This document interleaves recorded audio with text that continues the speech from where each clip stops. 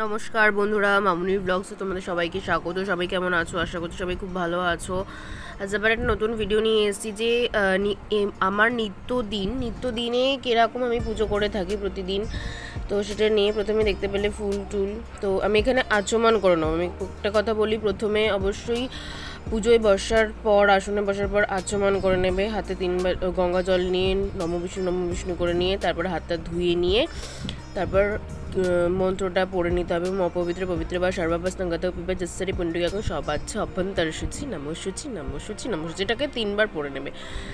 তো হয়ে যাওয়ার পর আমি ঠাকুর প্রণাম করে ভগবানকে বলি যে ভগবানকে নিজের মনস্কামনা বা মনে কিছু থাকে যদি, তো আমি বলে নিই, দেন পুজো শুরু করি। তো আমি মহাদেবকে বসিয়ে নিয়ে ঘি মধু লাগিয়ে স্নান করিয়ে নিই। তো ওই ঘি মধু যে হাতে থাকে সেই ঘি মধুটাই অল্প একটু করে গোপালকেও লাগিয়ে নিয়ে গায়ে দিয়ে নিই, লাগিয়ে এবার তাদেরকে স্নান করাই। স্নান টান করিয়ে নিই। নর্মাল জল সোমবার করে হলে আমি মহাদেবকে গঙ্গা জলে করাই, আর এমনি দিনে নর্মাল জলের মতো অল্প একটু অগরু গোলাপ জল আর একটু কর্পূর দিয়ে স্নান করিয়ে নিই। গোপালকেও সেম চন্দনের গুঁড়ো জল গোলাপ জল দিয়ে তুলসী পাতা দিয়ে স্নান করিয়ে নিই।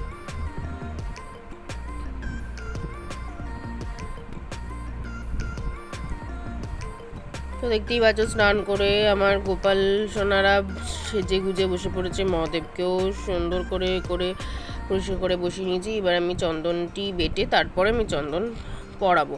অবশ্য আমাদের 2 রকম চন্দন বাটতে হয়, সাদা চন্দন প্লাস লাল চন্দন আলাদা আলাদা করে আমি বেটে নিই 2টো বাটিতে। দেখো সাদা চন্দন আমার বাটা হয়ে গেছে, আর লাল চন্দনটা এবার আমি বেটে নেবো। সাদা চন্দন বাটার পরেই আমি লাল চন্দনটা আর কি বাটি। তো লাল চন্দনও আমার বাটা হয়ে গেছে, দেখতেই পাচ্ছ লাল চন্দন সাদা চন্দন।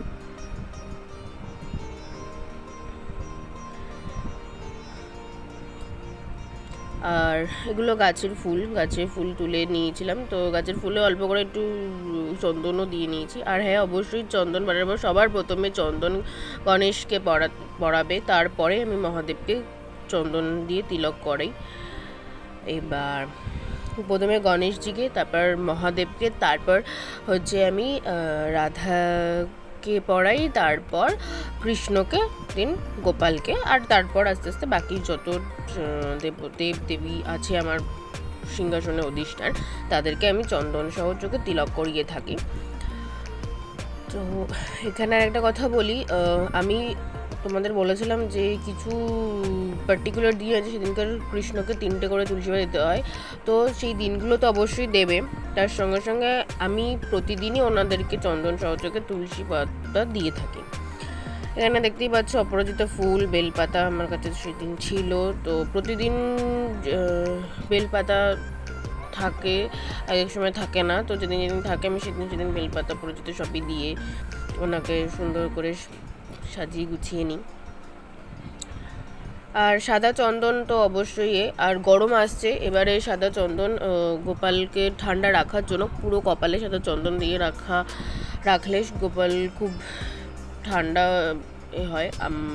কারণ গরম এখন যা টেম্পারেচার, তো সেক্ষেত্রে বুঝতেই পারছো, সেই জন্য গরম আস্তে আস্তে বাড়ছে।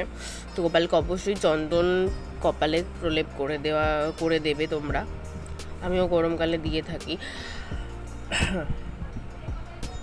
আর তুলসী পাতা সহযোগে সবাইকে আমি এবার চন্দন দিয়ে নিচ্ছি। দেখতেই পেলে লোকনাথ বাবাকে দিলাম, আমি জগন্নাথ বলরাম সুভদ্রাকেও দিলাম, মা সরস্বতীকেও দিলাম। আর লাল ফুল, গণেশজিকে অবশ্যই লাল ফুল দিয়ে থাকবে, লাল ফুল দেবে। মা তারার চরণেও লাল ফুল দেবে।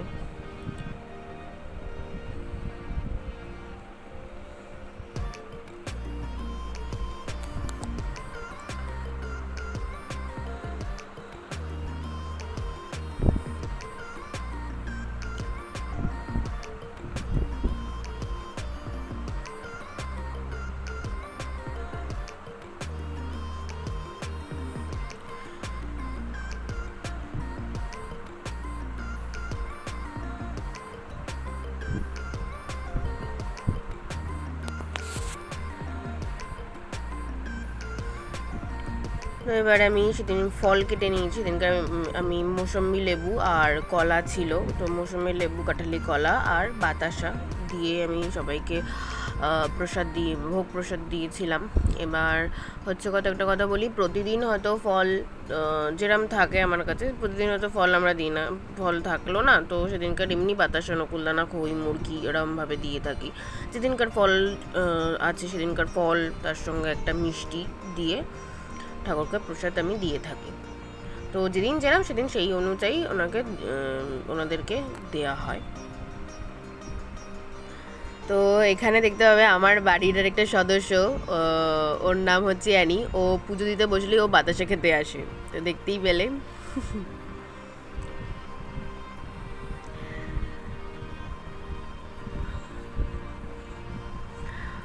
সব তুলসী পাতা, যাতে যাতে তুলসী পাতা দিয়ে থাকি রাধাকৃষ্ণকে, তারপরে হচ্ছে গুরুদেবকে, কৃষ্ণকে, তো তাদেরকে আমি সব দিয়ে নিলাম। দিয়ে নিয়ে এবার আমি আরতি করে নেব। তো প্রদীপটা জ্বালিয়ে নিয়েছি, তার সঙ্গে ধূপও জ্বালিয়ে নিয়েছি। নিয়ে প্রথমেই গণেশজিকে আর ধূপ দেখিয়ে, তারপরে গণেশজিকে প্রদীপ দেখিয়ে, তারপরে বাকি সবাইকে, মহাদেব, কৃষ্ণ সবাইকে। তো এখানে বলে রাখি, আমার এই নিত্যদিনের ভিডিওটি যদি ভালো লেগে থাকে, অবশ্যই আমি এরপরেও আবার এরকম ভিডিও নিয়ে আসবো। জানি আজকে ভিডিওটা অনেকটা বড় হয়ে গেছে, তো সবাই প্লিজ একটু সময় করে দেখো। শাক বাজিয়ে নিলাম এখানে। আর আমার এই ভিডিওটা যদি তোমাদের সবার ভালো লেগে থাকে, অবশ্যই আমার ভিডিওটা লাইক করো, ফ্রেন্ডস অ্যান্ড ফ্যামিলির সাথে শেয়ার করো, আর আমার চ্যানেলটা সাবস্ক্রাইব করে আমার চ্যানেলের পাশে থেকো। আমি এরকম ভিডিও আরও নিয়ে আসবো তোমাদের সবার জন্য। তো কেমন লাগলো আমার ভিডিওটা অবশ্যই তোমরা কিন্তু জানিও।